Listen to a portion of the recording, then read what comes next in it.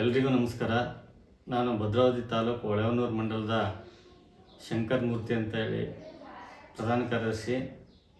ಹೊಳೆಹೊನ್ನೂರು ಭಾಗದಲ್ಲಿ ಇಡೀ ಶಿವಮೊಗ್ಗ ಗ್ರಾಮಾಂತರದಲ್ಲಿ ಅಶೋಕ್ ನಾಯ್ಕ ಅವರ ಇಚ್ಛೆಯಿಂದ, ಯಡಿಯೂರಪ್ಪನ ಆಶೀರ್ವಾದದಿಂದ, ರಾಘವೇಂದ್ರ ಅವರ ಮಾರ್ಗದರ್ಶನದಲ್ಲಿ 2400 ಕೋಟಿಗೂ ಹೆಚ್ಚು ಅನುದಾನ ತಂದು ವಿಜಯನಗರ ಸಾಮ್ರಾಜ್ಯ ಹೇಗೆ ಅಭಿವೃದ್ಧಿ ಹೊಂದಿತ್ತು ಅದೇ ರೀತಿ ಶಿವಮೊಗ್ಗ ಗ್ರಾಮಾಂತರನೂ ಕೂಡ ಅಭಿವೃದ್ಧಿ ಹೊಂದಿದೆ.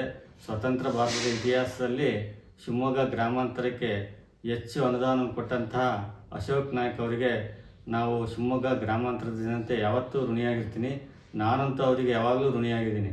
ಯಾಕೆಂದರೆ ಇಡೀ ಹಳ್ಳಿಯೂ ಕೂಡ 2.5 ಕೋಟಿ 3 ಕೋಟಿ ಸಮುದಾಯ ಭವನ, ಹಾಸ್ಟ್ಲು, ರಸ್ತೆ ರಿಪೇರಿ, ಬಾಕ್ಸ್ ಚರಂಡಿ, ಅದೇ ರೀತಿ ಏತ ನೀರಾವರಿ ಯೋಜನೆ ಇರ್ಬೋದು, ವಿಮಾನ ನಿಲ್ದಾಣ ಇರ್ಬೋದು, ಕೆರೆ ಕಟ್ಟೆ ತುಂಬಿಸೋದಿರ್ಬೋದು, ಹೆಚ್ಚು ಕಮ್ಮಿ ಸಮುದಾಯ ಭವನಗಳಿಗೆ 50 ಲಕ್ಷ, 1 ಕೋಟಿ 2 ಕೋಟಿ ಹೀಗೆ ಸುತ್ತಮುತ್ತಲಿನ ಗ್ರಾಮಾಂತರದ ಅಭಿವೃದ್ಧಿಗೆ ಶ್ರಮಿಸಿದ್ದಾರೆ.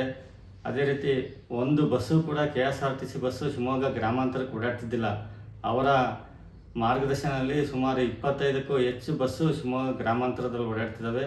ಅದೇ ರೀತಿ ಇಂಡೋರ್ ಸ್ಟೇಡಿಯಂ, ಏನು ಶಟ್ಲು ಬ್ಯಾಡ್ಮಿಂಟನ್ ಅಂತ ಏನು ಹೇಳ್ತೀವೋ ಅದು ನಮ್ಮ ಗ್ರಾಮಾಂತರದಲ್ಲಿ ಕನಸಾಗಿತ್ತು.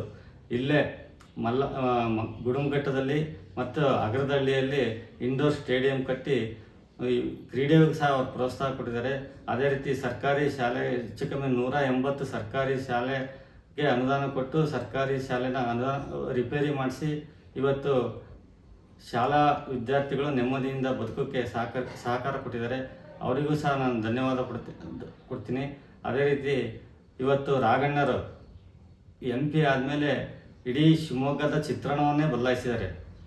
ಏರ್ಪೋರ್ಟ್ ಇರ್ಬೋದು, ಸಿಕಂದೂರು ಸೇತುವೆ ಇರ್ಬೋದು, ಅದೇ ರೀತಿ ರಿಂಗ್ ರೋಡ್ಗಳಿರ್ಬೋದು, ಮೇಲ್ ಸೇತುವೆ ಇರ್ಬೋದು, ಅದೇ ರೀತಿ ಹೆಚ್ಚು ಕಮ್ಮಿ ರೈಲ್ವೆ ನಿಲ್ದಾಣಕ್ಕೆ ಅವರ ಮಾರ್ಗದರ್ಶನದಲ್ಲಿ 1000 ಕೋಟಿ ಅನುದಾನ ತಂದು ಇನ್ನೂ ಕೂಡ ಅಭಿವೃದ್ಧಿ ಪಡಿಸ್ತಾನೆ ಇದ್ದಾರೆ. ಅವರಿಗೆ ಯಡಿಯೂರಪ್ಪನವರ ಆಶೀರ್ವಾದ ಇದೆ. ಮೋದಿ ಅಂತ ನಾಯಕತ್ವದಲ್ಲಿ ಇವತ್ತು ದೇಶ ಪ್ರಗತಿವಂತ ಇದೆ.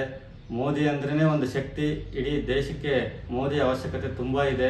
ಇವತ್ತು ಸ್ವತಂತ್ರ ಬಂದು 76-77 ವರ್ಷ ಆದಮೇಲೆ ಅಯೋಧ್ಯೆಯಲ್ಲಿ ರಾಮ ಮಂದಿರ ನಿರ್ಮಾಣ ಆಗಿದೆ. ಇನ್ನೂ 150 ವರ್ಷ ಆದರೂ ಕೂಡ ರಾಮ ಮಂದಿರ ನಿರ್ಮಾಣ ಆಗ್ತಿದ್ದಿಲ್ಲ.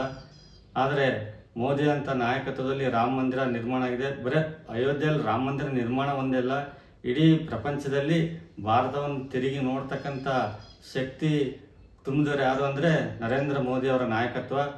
ಹಾಗಾಗಿ ಮುಂಬರುವ ದಿನಗಳಲ್ಲಿ ನೀವು ಕೂಡ ಈ ಒಂದು ಕಾರ್ಯಕ್ಕೆ, ಈ ಒಂದು ಅಭಿವೃದ್ಧಿಗೆ ಯಾರು ಜಾತಿ ಅಂತ ಬಡದಾಡ್ತಿದ್ದಾರೋ ಆ ಜಾತಿ ಮೀರಿ ಇಡೀ ದೇಶನ ಅಭಿವೃದ್ಧಿ ಪಡಿಸೋದಕ್ಕೆ ನೀವು ಭಾರತೀಯ ಜನತಾ ಪಾರ್ಟಿಗೆ ಪ್ರೋತ್ಸಾಹ ಕೊಡ್ರಿ.